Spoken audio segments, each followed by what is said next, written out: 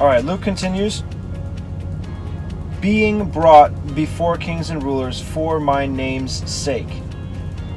And it shall turn to you for a testimony. So you're brought because of Jesus and for a testimony. Mark is somewhat similar. And you shall be brought before rulers and kings for my sake, for a testimony against them. That's kind of weird. A testimony against who? Other believers? Luke just says, it shall turn to you for a testimony. Mark is a testimony against them, so I guess I could just add that. Matthew has, you shall be hated of all nations for my name's sake, but that's not the same as being brought before anyone for a testimony.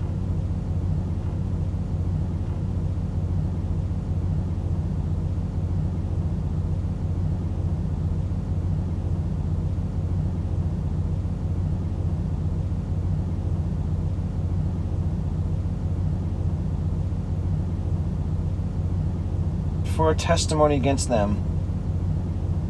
And the gospel must first be published among all nations. Doesn't mention being hated of all nations for his name's sake. I don't know if I should have the verse from Matthew. And you shall be hated of all nations for my name's sake. Then brought before kings and rulers. Or you're being brought before kings and rulers for a testimony against them. And you shall be hated of all nations for my name's sake.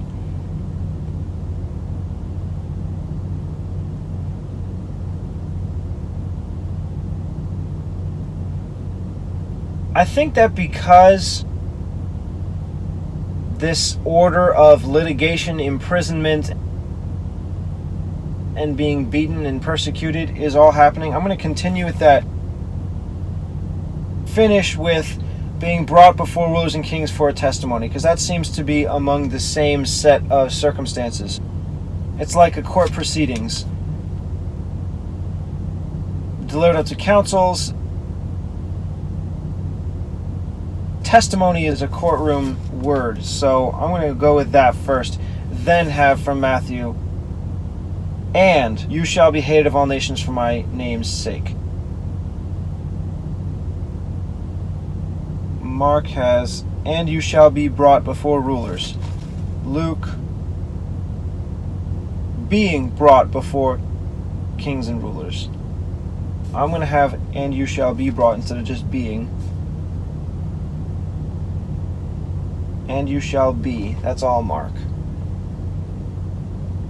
Brought before rulers and kings. Luke has brought before kings and rulers. So Mark and Luke brought before kings and rulers or rulers and kings. If it is a court proceedings, you'd be brought before a lower authority first. And then if they couldn't accuse you, or if they even wanted to continue with an accusation, or if you appealed, it would go to a higher authority. So I'm going to go with ruler than king. And that's just guessing that Jesus means that rulers are lower than kings. I just see king as like the highest you can get. Luke, for my name's sake. Mark, for my sake. Jesus' name's sake or for Jesus' sake? I think I'll do Jesus' name's sake. It means the same.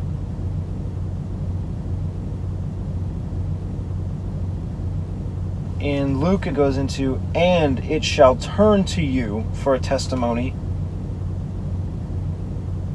Mark, for a testimony against them.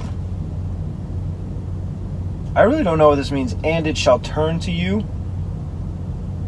Maybe the attention will be brought to you. You have an opportunity to turn against other Christians.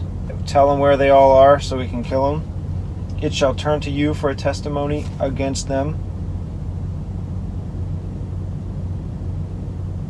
For is here in Mark. For a testimony, it's in Luke as well. It's just, and it shall turn to you for a testimony.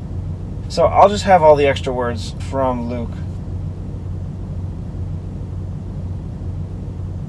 And it shall turn to you, now both, for a testimony, only Mark against them.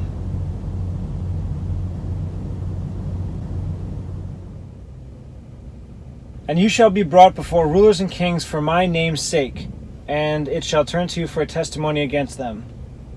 In Matthew 10, there's a similar verse. 18, you shall be brought before governors and kings for my sake, for a testimony against them and the Gentiles. So that's not too hard. And you shall be. That's also in Matthew now. Brought before is now all three. Matthew has governors and kings, not rulers and kings. That may be the same root word, but I'll just add governors at the beginning. Governors and rulers and this kings for my is also in Matthew, so that's all three.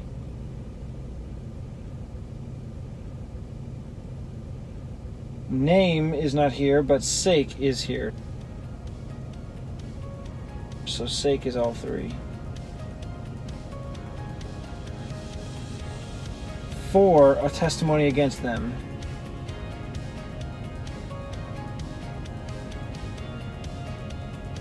So for a testimony is all three. Against them is now Matthew as well as Mark. And the Gentiles. That's added at the end.